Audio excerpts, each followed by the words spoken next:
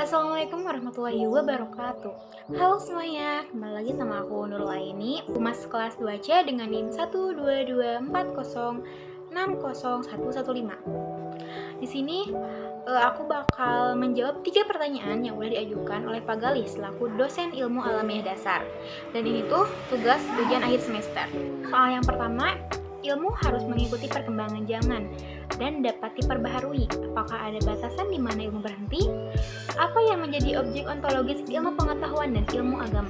Sekarang aku bakal jawab yang pertama. Ada kebatasan ilmu berhenti. Nah, ini itu. Nah, ilmu tuh nggak ada batasan untuk berhenti.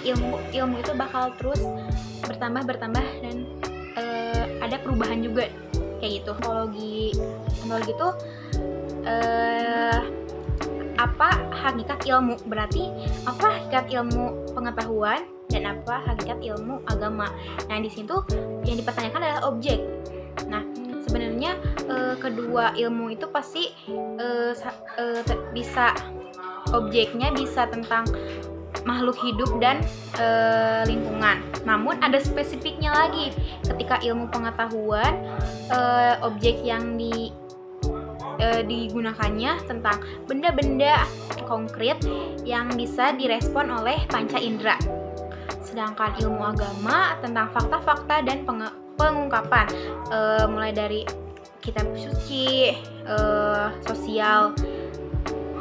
sosialnya, intinya yang mengikat pada diri kita kepada Tuhan.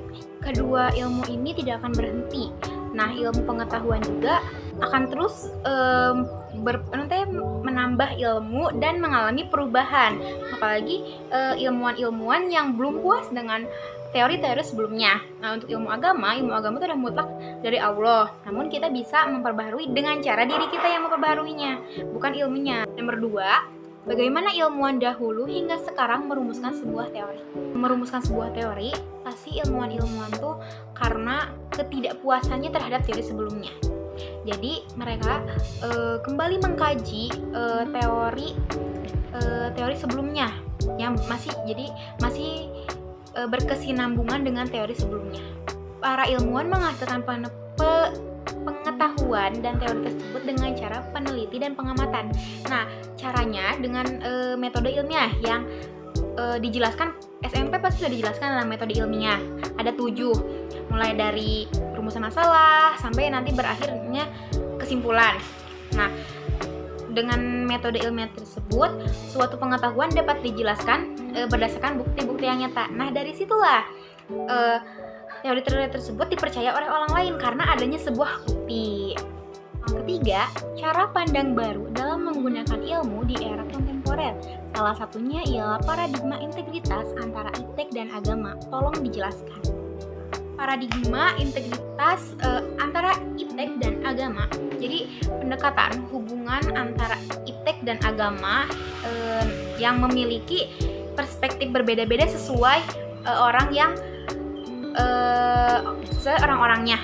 Kalau menurut saya, iptek dan agama tuh udah melekat banget lah dalam kehidupan kita gitu kan.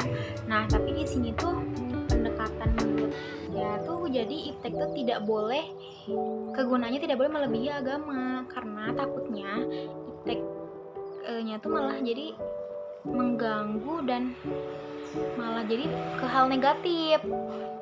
Contohnya nih ya, kalau kita menggunakan antara iptek itu tidak harus menyeimbangi gitu antara kehidupan kita.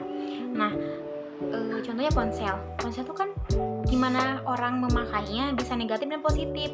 Kalau kita menggunakan iptek dengan baik, jadi ada rasa kita harus menggunakan ponsel tuh dengan baik loh. Jadi jangan negatif, jangan membuka hal yang aneh. Jangan buka yang hal ini. Itu suatu pendekatan antara iptek dan agama. Harusnya iptek yang penggunaan iptek yang benar tuh kita searching yang baik-baik, mencari ilmu, mencari teman, ya kayak gitu.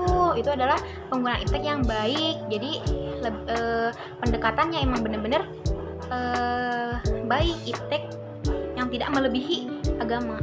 Itu adalah jawaban dari perspektif saya. Terima kasih, mohon maaf atas kekurangan dan kesalahan mulai dari saya bergestur, saya berbicara. Ya, terima kasih. Wabillahi taufiq wal hidayah. Wassalamualaikum warahmatullahi wabarakatuh.